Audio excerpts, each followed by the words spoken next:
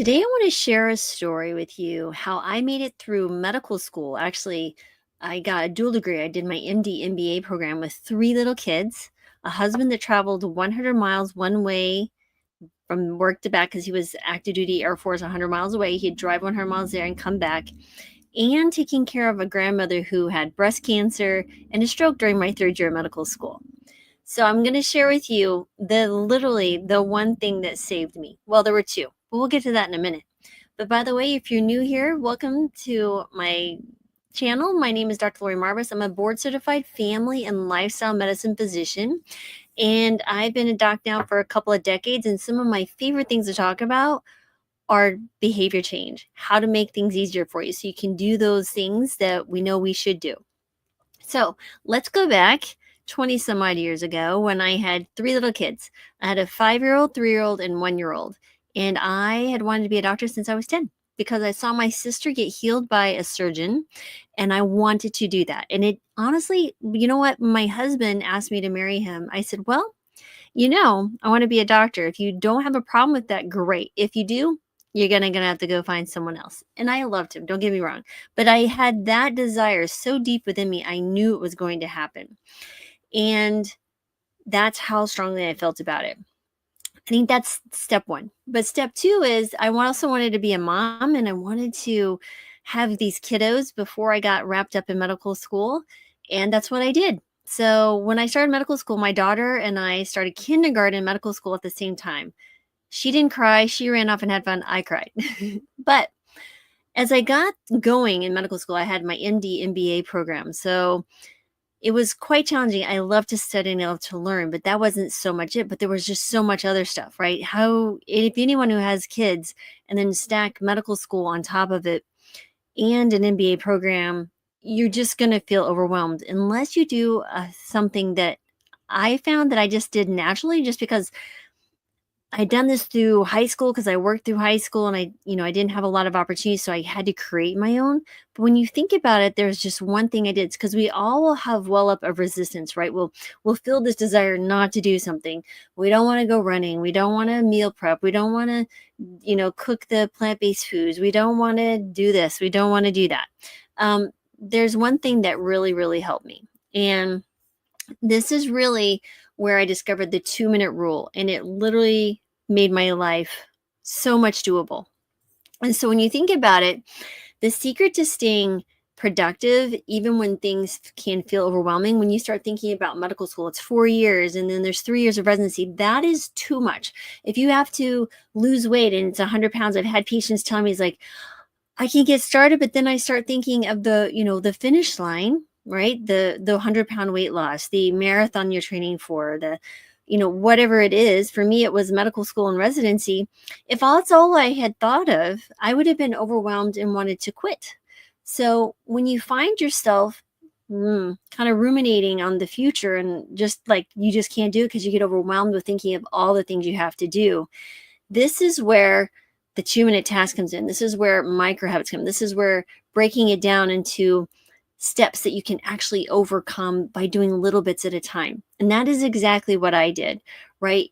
When you think about a 2-minute rule, like if you know that, let's say that I had to study and there's a lot of volume of information we didn't use computers like we do now. And we had, we literally would, we'd all chip in and some of us would sit in class and scribe notes and then we'd pay for them to be reproduced.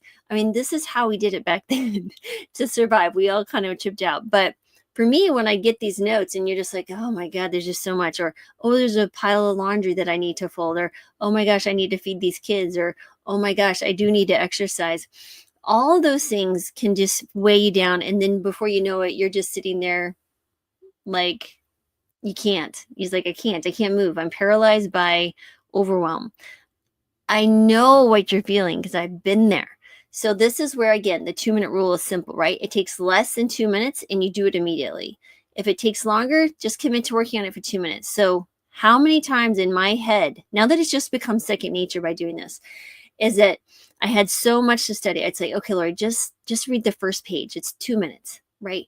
If I need to cook a meal for the kids. I'm like, okay, what can I do in 2 minutes? And I understood that it probably would take more than that, but I just had to get started, right? So I'd buy things that, one, we were on a budget. We didn't have a lot of money, but I was like, what can I do to make this simple? Can of beans, using the oven when we can. If we had a slow cooker, we did that. All those things that you can use, like, what can I do in 2 minutes? Let's just get started. I remember, I remember, I think it's called Tybo. Yeah. Wasn't it called Tybo? Yeah. So when I had these cassette tapes, yeah, the VHS tapes, I would use those to exercise, and they were, I think, 25 minutes long, 20, 25 minutes. And honestly, that's how sometimes I'd start. I would, if I needed, I was like, I have to exercise. I was very determined to exercise because I was also actually going to be active duty Air Force, right? When I was finished with medical school, I was going into the military. It's like, I have to stay in shape. So I have to run. I have to ride my bike. I have to do something. So I used Tybo tapes when I was like early morning before I went to work, to school, or whenever. But sometimes it was like all I had to do was I put in the tape, and maybe I only had 5 minutes, but that is what I did. And this really breaks it down to, like, what is the smallest thing that you can commit to? 2 minutes, 2 minutes of walking around the block, 2 minutes of jumping jacks, um, eat an apple. It'll take you, a few minutes. Something you can grab, a banana that you can eat on the way out. It's just whatever it is. The 2 minutes is just in the time frame. If you need to do something to get started, to kind of go over the resistance. Maybe it's, drafting a presentation. Sometimes when I think about all the presentations that I've given, sometimes it's like, man, I really don't want to create another presentation. And so what I'll do is, like, just pull up the PowerPoint and make the title page. Make the title PowerPoint slide. Because when you put together a PowerPoint presentation, or if you do this for work, or you're crafting an email or doing anything, you're like, there's just so much I need to do here. What can I do? So just do that first little bit. Break it down into the smallest piece possible, whether it be time, whether it be, a number of reps. Maybe it's just a slide in a PowerPoint presentation. Maybe it's just, I can't make a whole plant food dinner today, but I can add a serving of beans on my plate. Open up the can and throw them in the bowl and have some beans. I can't commit to this, but I can do that. So let's say you want to eat healthy in the morning. Well, this morning I don't have the 15, 20 minutes to make distilled oats, but I do have some rolled oats. I'm going to put those in the microwave, those in a dash of soy milk, throw in some berries, bam, I'm done. Right? So this is what you can do. It's literally a 2-minute rule, because it keeps things on track, right? Because it makes things feel, from impossible to possible, right? If you feel exercise feels impossible, just start for 2 minutes, right? You don't have an hour to work out, but you always have 2 minutes. So instead of skipping exercise completely, just commit to doing maybe 2 minutes of body weight exercise, like 2 minutes of push-ups against the wall or the counter, any stretching, anything like that works. Sometimes that's all you need to do, right? It's enough to keep the habit alive, because habits will be created with repetition, given the same context in an environment.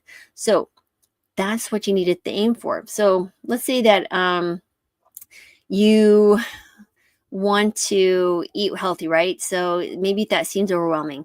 If you have kids to feed and no time to cook elaborate meals, just prep one healthy snack maybe, right? So whether it's cutting up veggies or grabbing those nuts instead of a sugary snack, that could be better too. When you feel, again, like I said, studying felt overwhelming, you just read one page, right? You just read that first page. You're still making progress. And it got to the point then I started thinking outside the box. It's like, well, what else can I do to make this fun? What can I do to make this 2 minutes fun? So I started doodling concepts within my studies. So I started with pharmacology, and I would create doodles to help me remember things. And then it just became fun because I love to draw. And before you knew it, I actually published 7 books when I was in medical school, my first year residency. They were called Visual Mnemonics, and Blueprints for Clinical Procedures was the 7th book. And that all started because I was looking for ways to keep myself engaged, focused, and help me remember things better. There's all sorts of things. And then let's talk about sleep, right? Because sleep deprivation was real in medical school and residency. What you have to do, because you have so much to do. You have things to do with the kids. You have all sorts of stuff going on. But what you really have to focus on is, what can I do for 2 minutes to make tomorrow's easier? What I did, I started creating lists. So because your brain doesn't like loops that aren't closed, right? So what I would do is write down list. Okay, this is what I got to deal with tomorrow. And it seems like that was enough to put it in the filing cabinet in my brain. And it would be like, I'll be here for you tomorrow. You can open the filing cabinet tomorrow and retrieve this. And that's exactly what's happened. And I still use that today. I will write a list of things I need to get done per business and personal. I write the 3 things that I have to get done most important today. I focus on the number 1, 2, and 3 task.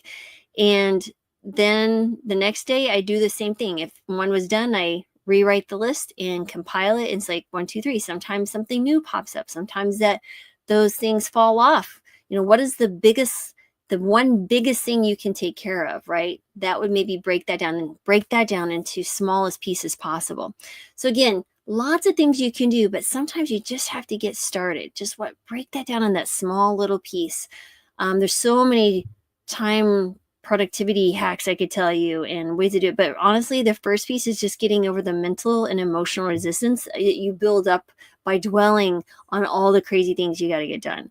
So I hope that's helpful.